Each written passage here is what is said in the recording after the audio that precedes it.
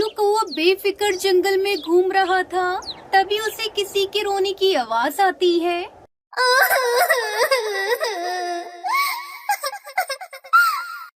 कौन है यहाँ? कौन रो रहा है? इस जंगल के तो सभी पक्षी खुशी से रह रहे हैं, फिर रो कौन रहा है? मुझे जाकर देखना चाहिए।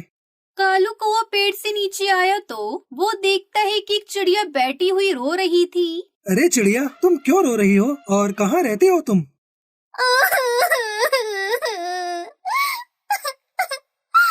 मेरा नाम टुनटुनी है।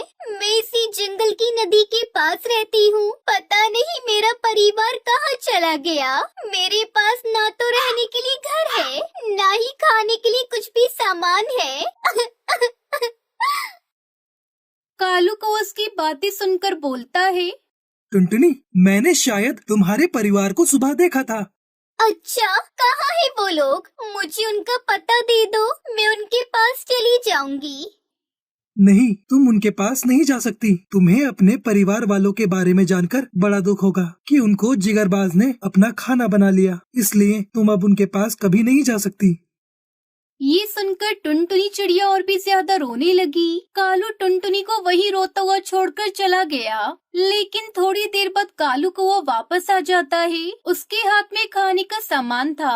वो टुनटुनी को खाना देते हुए बोला, लो, ये खा लो। मुझसे किसी का दर्द नहीं देखा जाता। अगर तुम बुरा न मानो तो आज से तुम मेरे साथ रह सकती हो। टुनटुनी के पास और कोई रास्ता नहीं था। वो कालू से खाना लेते हुए बोली, तुम बहुत ही अच्छे हो। मैं तुम्हारे साथ तुम्हारे घर में जरूर रहूंगी। वैसे भी मेरे पास और रहने के लिए कोई जगह भी नहीं है, और बिना माँ बाप के कोई भी पक्षी मुझे अपने घर में नहीं रखेगा।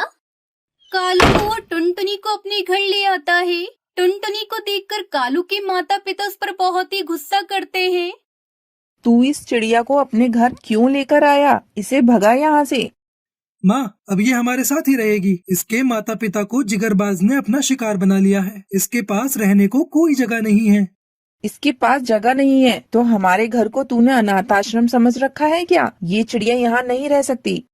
टुनटुनी चिड़िया सारी बातें सुनकर वहाँ से चलने लगती है। तभी कालू कौवा बोलता है, ठीक है माँ, मैंने इसे अपने साथ रखने का वचन दिया है, तो इसके साथ मैं भी जा रहा हूँ। पर आप चिंता मत करना, हम पास में ही रहेंगे। जब आपको मेरी जरूरत होगी मैं आ जाऊँगा। ये कहकर कालू कौवा टुनटुनी चिड़िया को अपने साथ लेकर चला गया। फिर उसने और टुनटुनी चिड़िया ने मिलकर अपना एक नया घर बनाया और कुछ दिन बाद दोनों साथ साथ रहने लगे। धीरे धीरे दोनों के बीच प्यार और दोस्ती बढ़ती गई। एक दिन कालू कौवे को जंगल में घूमते घूमते बहुत रात हो गई। वो घर नहीं पहुंच सका। टुनटुनी चिड़िया पूरी रात उसका इंतजार करती रही। ये कालू कौवा कहाँ रह गया? कहीं उसे कुछ हो तो नहीं गया? हे भगवान, उसकी रक्षा करना। अगली सुबह कालू कौवा हंसता खेलता घर पर आ गया। तब टुनटुनी चिड़िया बहुत गुस्से में थी। वो उससे कोई बात नहीं करती। कालू से गुस्से में देखकर बोला, क्या हुआ टुनटुनी, सब ठीक तो है ना? तुम इतना गुस्सा क्यों कर रही हो? मुझसे बात भी नहीं कर रही हो, बस मुझे गुस्से से देख रही हो, ऐसा क्यों? हाँ, मैं तुमसे नहीं बोलूंगी। क्या तुम्हें नहीं पता मैं तुम्हारे बिना कितना डर जाती हूँ? मेरा मन घर में अकेले नहीं लगता, और तुम हो कि रात भर घर पे नहीं आए। पता भी है कितने बुरे बुरे ख्याल आ रहे थे मुझे। टुनटुनी, ये तुम क्या कह रही हो? तुम ठीक तो हो ना? हाँ, मैं सही कह रही हूँ। मुझे तुमसे प्यार हो गया है और मैं तुमसे शादी करना चाहती हूँ, पर शायद तुम मुझे पसंद नहीं करते ना? टुनटुनी, मुझे भी तुमसे बहुत प्यार है, लेकिन मैं डरता था कि कहीं तुम मुझे ये कहकर मना न कर दो कि मैं काला कौवा और तुम कितनी खूबसूरत चिड़िया हो। हमारा कोई मेल नहीं हो सकता। तुम कैसी बातें कर रहे हो कालू? मैं इन बातों को नहीं मानती। जब मेरा कोई सहारा नहीं था तब तुम मेरा सहारा बने, और प्यार किसी से भी हो सकता है, कहीं भी कभी भी हो सकता है। तुम कौवे हो, मैं चिड़िया हूँ, इसमें हमारी तो कोई गलती नहीं है ना? भगवान भी चाहता था कि हम दोनों मिल जाएं। फिर दोनों ने शादी कर ली और दोनों खुशी खुशी रहने लगे थे।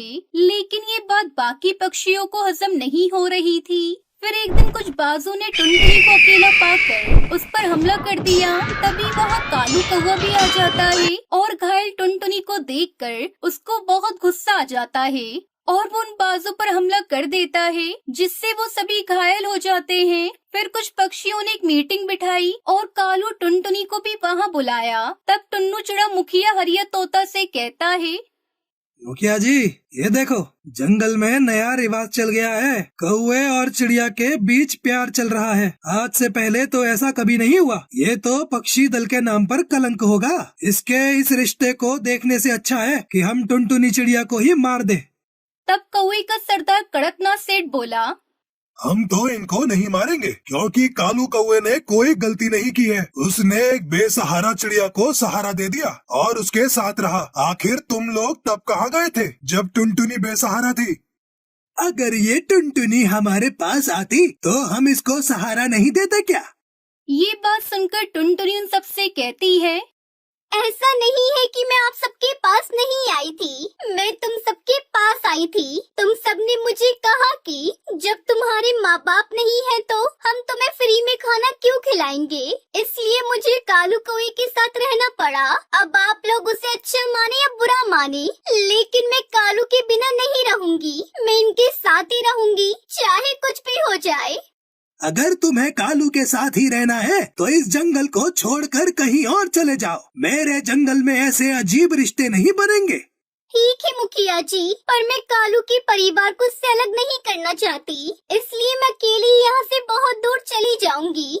तभी टुनटुनी वहाँ से जाने लगती है। तभी कालू को उसे रोककर बोलता है, नहीं टुनटुनी, अगर तुम जाओगी तो मैं भी तुम्हारे साथ चलूंगा। मेरा परिवार तुमसे बढ़कर नहीं है।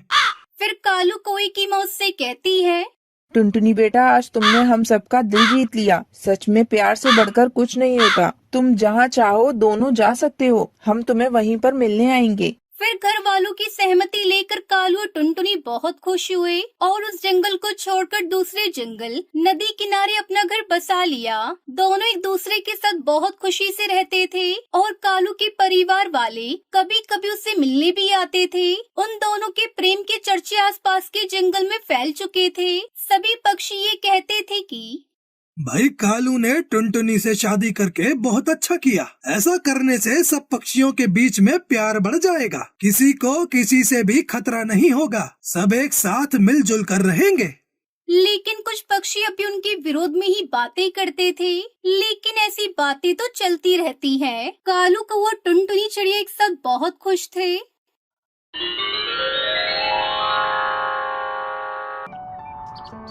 बड़ी भूख लग रही है, पर खाना कब तक मिलेगा पता नहीं। क्या करूं? हाँ, अभी तो वैसे भी कोई काम नहीं है, तो जंगल जाकर देखती हूँ। शायद कोई बढ़िया सा फल मिल जाए मुझे खाने के लिए।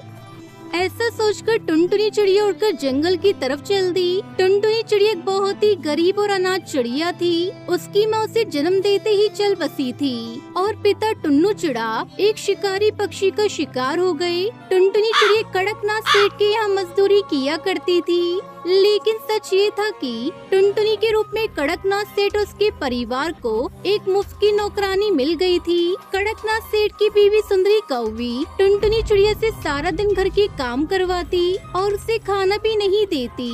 लेकिन टुनटुनी चिड़िया नदी के पार वाले जंगल जाकर आम के पेड़ से आम तोड़कर अपना पेट भर लेती। आगे बढ़ने से पहले एक माँ के बिना घर चलाना कितना मुश्किल होता है, जो दिन रात अपने परिवार और बच्चों के लिए काम करती है। तो आज उस प्यारी सी माँ के लिए एक लाइक और एक सब्सक्राइब जरूर कर देना और साथ ही अपनी प्यारी सी माँ के लिए कमेंट में ये इमोजी जरूर सेंड कर देना। अरे वाह, ये आम बहुत मीठे हैं। ऐसा करती हूँ, एक दो तोड़ लेती हूँ, शाम को खा लूंगी। ऐसा सोचकर टुनटुनी चिड़िया ने कुछ और आम तोड़े और उन्हें अपने साथ लेकर कड़कनाथ सेठ के घोंसले की तरफ चल दी। वो आम खाते हुए जा रही थी और बहुत खुश भी थी। लेकिन फिर अच्छा, तो तू यहाँ है महारानी, कामचोर कहीं की। और ये आम कहाँ से लाई रे? मालकिन, वो मैं। अच्छा, वो क्या कर रही है? ये हमारे बाग से चुरा कर लाई है ना? ठहर जा, आज तो तेरी खैर नहीं। सुंदरी कौवी ने टुनटुनी चिड़िया को उसकी पूरी बात कहने ही नहीं दी और उसे खींचते हुए सीधा कड़कनाथ सेठ के पास पहुंची। देखो जी, ये मिल गई हमारे आमों की चोर। घर का सारा काम छोड़कर बाग से हमारे आम चुरा कर खा रही थी। नहीं नहीं मालकिन, मैंने आम नहीं चुराए, मैं तो नदी पार जंगल गई थी। चुप हो जा, नमक हराम कहीं की, तेरा कोई नहीं। ये सोचकर तुझ पर तरस खाया हमने, लेकिन सच है तुम फटीचर पक्षी कभी किसी के सगे नहीं हो सकते। उठाओ इसे और फेंक दो हवेली से बाहर। अरे ये क्या कर दिया आपने? मैं तो बस 2-4 डंडी लगवाने लाई थी आपके पास, आपने तो उसे घर से ही निकाल दिया। अब कौन करेगा सारे काम? कमाल करती हो भाग्यवान, मुझे पहले बताना चाहिए था ना कि क्या करना है और क्या नहीं। अब बाहर निकाल दिया है तो अभी तो वापस बुला नहीं सकते। ससुरी अनाथ है ना, 2 दिन में खुद ही आ जाएगी जब पेट में भूख से आग लगेगी। सुंदरी कौवी मुंह लटकाकर वहाँ से चली गई। उसे भी यही लगा था कि टुनटुनी जल्दी ही घोंसले में वापस लौट आएगी, लेकिन असल में टुनटुनी चिड़िया के साथ जो होने वाला था उसके बारे में कोई सपने में भी नहीं सोच सकता था।